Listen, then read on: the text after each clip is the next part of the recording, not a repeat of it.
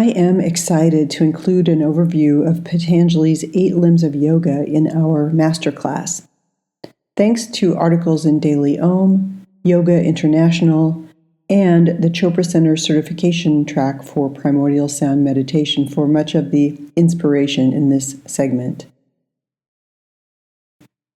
When people in the West hear the word yoga, they think about the physical exercise that you do on a yoga mat, the poses or asanas that are performed. However, I invite you to think of yoga as a science, a philosophy, and a way of life.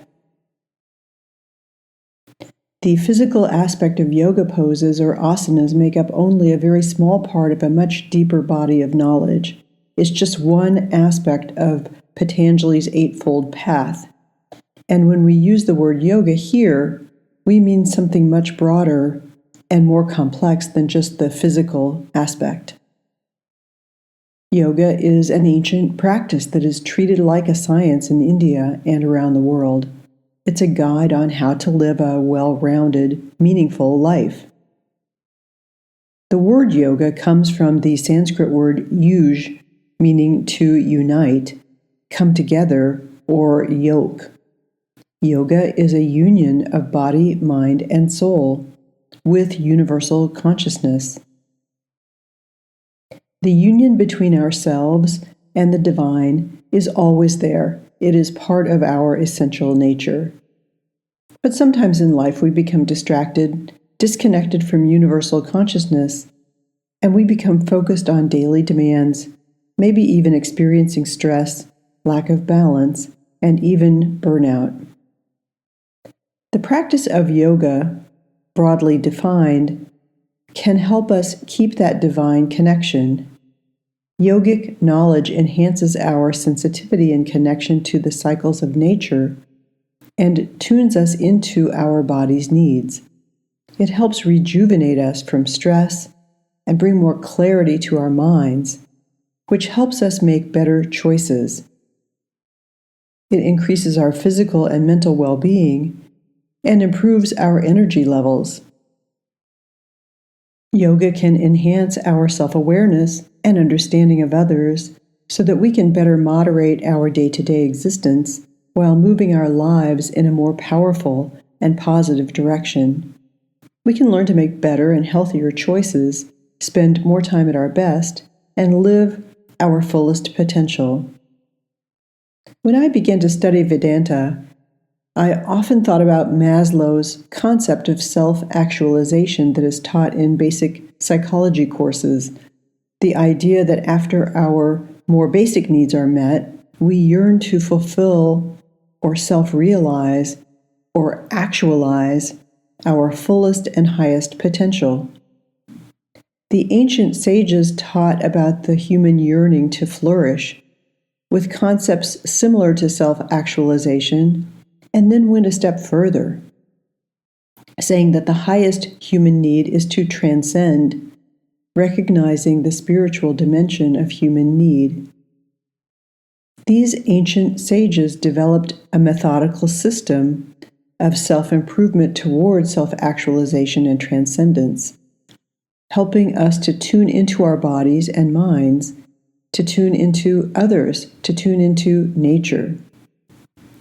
These insights formed the basis of the Vedic knowledge system, Vedic referring to the time period of these ancient seers.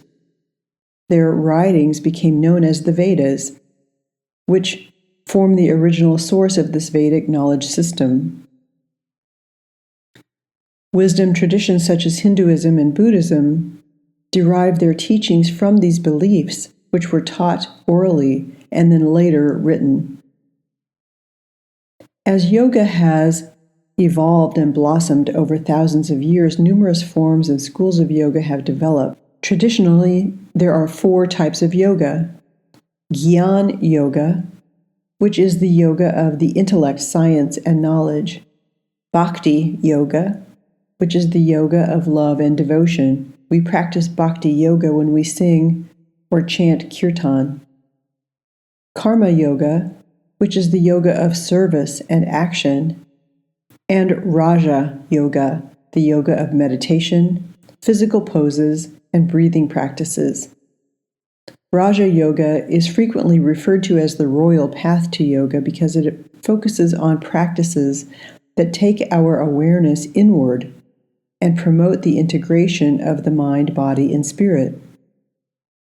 The classic text on Raja Yoga is called the Yoga Sutras, which is attributed to the legendary sage Patanjali.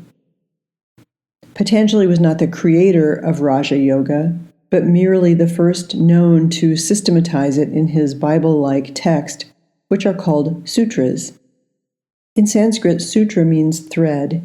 Each sutra is interconnected like beads on a thread, each bead being of equal importance. Patanjali's manual is made up of 196 sutras in 4 chapters. The precise dates of Patanjali's life and writings remain fuzzy, but scholars estimate that the Yoga Sutras was written sometime between 500 and 200 BC.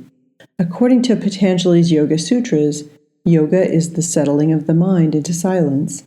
When the mind has settled, we are established in our essential nature, which is unbounded consciousness. The essence of yoga is the union or integration of all the layers of life, physical, emotional, and spiritual. It is a practice for experiencing our true spiritual self.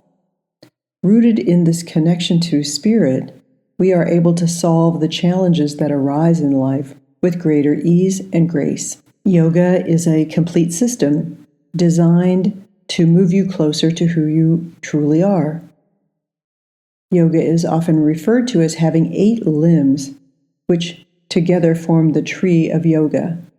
The 8 branches, known as Ashtanga, when practiced and observed simultaneously, are what unlocks the full power of yoga. In Sanskrit, Ashta means 8 and Anga means limbs, 8-limbed yoga.